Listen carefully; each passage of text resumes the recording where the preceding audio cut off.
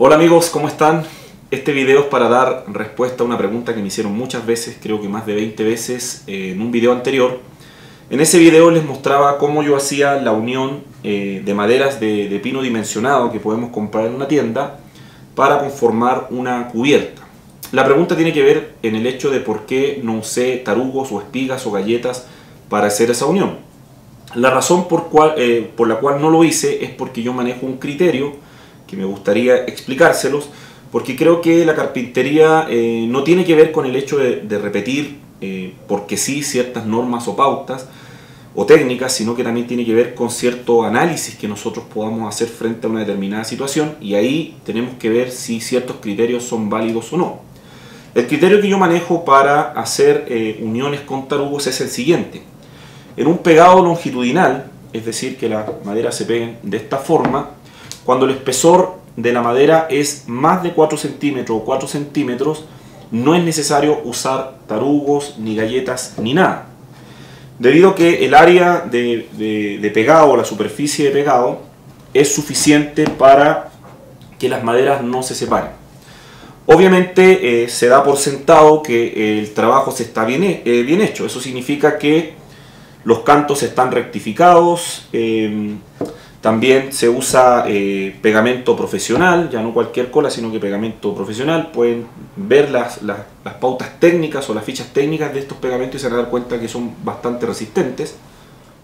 También tenemos que pensar que todo se pega muy bien con sargentos, que se deja el tiempo suficiente de pegado para que todo se pegue bien. Y por último también que después toda la estructura que se ha pegado queda sellada con algún tipo de protector para que la humedad, ¿cierto?, no se escape y no se termine despegando por liberación de cargas. Si todo ese trabajo se hace bien en un pegado longitudinal de 4 centímetros de espesor, no es necesario usar tarugos porque la unión queda lo suficientemente fuerte. Incluso pueden hacer la prueba, podrían pegarlo de esa manera. Intenten separar después esas maderas, pueden tirarlas al piso, pueden tratar de moverlas con otras prensas y se van a dar cuenta que es muy difícil separar una unión de esa manera, como les decía, en un pegado longitudinal de ese espesor. Distinto sería si fuera un pegado transversal de esta manera. Obviamente bajo ciertas circunstancias se tendrían que usar tarugos. Me refiero a que no siempre se puede usar tarugos. Si estoy haciendo una estructura diferente, con cargas mucho más grandes, tendría que entonces pensar en un ensamble. Entonces esa es la razón por la cual yo no ocupé ni ocuparía tarugos. Distinto sería, por ejemplo, si fuera a hacer un pegado longitudinal en maderas de un espesor de 2 centímetros. Ahí el criterio sí me dice que sí tendría que usar entonces tarugos. Entonces ese es el criterio que yo manejo, pero como les decía, la carpintería no se trata de simplemente aplicar una norma, un criterio, una técnica sin ningún análisis. Entonces quiero hablarle un poco también del análisis que hay que tener para saber de qué manera yo tengo que hacer una unión, ya sea si me van a ser suficientes los tarugos o no los voy a necesitar, o voy a tener que pensar en otro sistema de unión, por ejemplo como podrían ser los ensambles. Lo que tenemos que entender es que cuando hacemos una unión de maderas hay distintas cargas que van a intentar separar, ¿cierto?, la madera de la unión en la que está. Por un lado tenemos las cargas internas propias de la madera, que van a intentar, ¿cierto?, curvar la madera o separarla.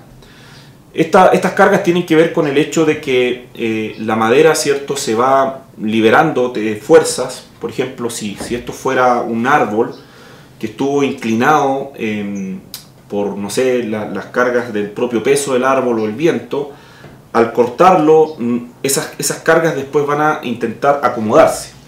También el mismo tema de la humedad, la pérdida de humedad muy rápida hace que las cargas también se vayan liberando y la madera se va a mover en el fondo. Entonces tenemos que pensar siempre que tenemos que trabajar con madera que esté muy estable, ya que su humedad no varíe mucho, que esté aclimatada en el lugar donde estamos trabajando y después de todo sellarlo muy bien. Entonces tenemos las cargas internas. Pero también tenemos que pensar que la estructura que estamos armando va a estar expuesta a cargas externas, ya sea el peso de un objeto que va a descansar sobre un mueble. Imaginémonos, por ejemplo, una mesa. Una mesa va a tener cargas externas de cosas que se pongan arriba, o una repisa, un mueble, van a disponer cosas ahí. Entonces también tenemos que pensar a qué cargas externas va a estar expuesto la estructura que estoy construyendo para ver si el sistema de unión que estoy usando es suficiente o no. Entonces lo que yo hago para aplicar este criterio es primero hacer un análisis de 3 partes, de 3 fases.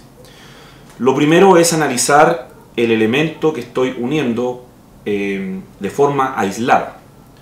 Por ejemplo, como les decía, el criterio que yo estoy usando para hacer una unión, ya sea en este caso longitudinal o transversal, pero de una madera de este espesor, entonces el criterio me debe decir que sí debo usar tarugos. También un paréntesis es que tenemos que pensar que las uniones con tarugos están hechas para espesores que andan dentro de estas medidas. O sea, cuando ya estamos pensando en un espesor más grande como esto, ya el tarugo en el fondo como que no es la unión más apropiada. Prueba de eso es que si ustedes ven todas las guías de espigado o para poner tarugos, casi todas están reguladas para espesores máximo de 2 centímetros. ¿Ya?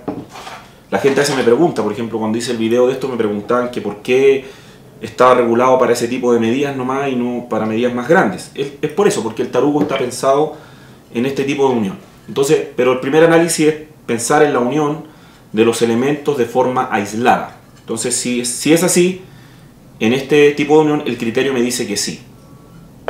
En este caso, yo aplico el criterio y diría que no, ya que el espesor es suficiente para que la unión no necesite tarugos. Pero el primer paso es analizar la unión como un ente aislado.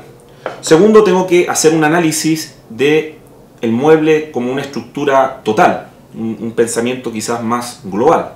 Imaginémonos entonces que yo estoy uniendo esto, pero si esto yo lo pusiera sobre una cubierta de contrachapado, entonces quizás llegaría a la conclusión de que no necesito tarugos si esto estuviera descansando sobre un contrachapado, debido a que voy a aumentar la superficie de contacto, ya no solamente la de los cantos, sino que también voy a aumentar toda esta superficie de pegado, y como va a estar sobre la plancha de contrachapado, entonces no se va a separar. Entonces se fijan que a pesar de que el criterio en su forma aislada me diga una cosa, luego cuando miro el mueble o la estructura como un todo, quizás llego a la conclusión de que no necesito usar ese sistema de unión. Lo tercero que tenemos que analizar son las cargas o fuerzas externas a las que va a estar expuesto nuestra unión. Les quiero dar como ejemplo esa mesa de centro que construí hace un tiempo atrás, donde hice una unión transversal con madera de pino oregón de este mismo espesor y usé tarugos. En ese video algunas personas me decían que no era suficiente el tarugo y que tenía que haber usado ensamble, espiga caja, porque si no esa mesa no iba a durar nada y se iba a desarmar. Les quiero decir que esa mesa tiene más de un año, está en mi casa, mis hijos la usan, se suben encima de ella y esa mesa está totalmente unida, no tiene ningún problema. ¿Por qué? Porque he aplicado en el fondo estos criterios. Primero, hice el análisis del elemento como tal. En una unión transversal sí tengo que ocupar tarugos. La segunda mirada fue pensar en la estructura como un tal, entonces esa cubierta iba a descansar sobre la estructura de las patas. Eso me iba a aportar resistencia a esa unión, por ende, bajo ese criterio no necesité usar una espiga caja, ya que con los tarugos era suficiente, ya que todo estaba amarrado en la estructura de las patas. Pero imaginémonos que ahora yo estoy haciendo otro tipo de trabajo, por ejemplo estoy haciendo una pérgola, una techumbre. Entonces sería obvio en el fondo pensar que las cargas estructurales a las que va a estar sometida esa estructura son mucho mayores, como el viento, el peso del techo. Entonces ya los tarugos no son suficientes, entonces ahí tendría que pensar en otro tipo de unión, que podría ser los ensambles. Los ensambles no siempre son la unión más resistente, ya que un ensamble, por ejemplo una espiga caja, va a cortar la continuidad de la fibra de la madera. Entonces en algunos casos, cuando se hacen estructuras muy grandes, se requieren otro tipo de uniones, por ejemplo como conectores metálicos con pernos pasantes y todo eso, para no cortar o interferir en la unión de la continuidad de la fibra de la madera. Bien amigos, entonces les resumo el criterio. En pegados longitudinales de maderas de un espesor de más de 3 centímetros es muy probable que no necesites usar tarugos, ¿ya?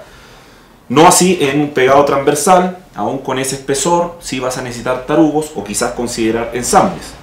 Por otro lado, si hacemos un pegado de maderas con un espesor inferior a 3 centímetros, entonces sí o sí voy a tener que usar tarugos, ya sea en pegados longitudinales o en pegados transversales, a no ser que esto sea parte de otra estructura que me asegure no tener que usar tarugos. Recordemos que el análisis entonces son 3 pasos. Primero, hacer un análisis del elemento de forma aislada, luego la estructura completa del mueble y por último también las cargas externas o fuerzas externas a las que va a estar sometida ese mueble o esa estructura, y de esa manera entonces tengo que concluir qué tipo de unión tengo que usar.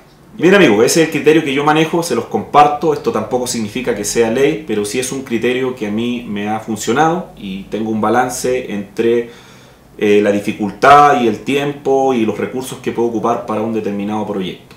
Si ustedes tienen una idea diferente, un criterio diferente, sería bueno que dejes tu opinión. La idea es que todos puedan aportar acá y seguramente más de algunos vamos a aprender un montón de cosas también en los comentarios. Así que eso amigos, les mando un abrazo y muchas bendiciones. Nos vemos en un próximo video.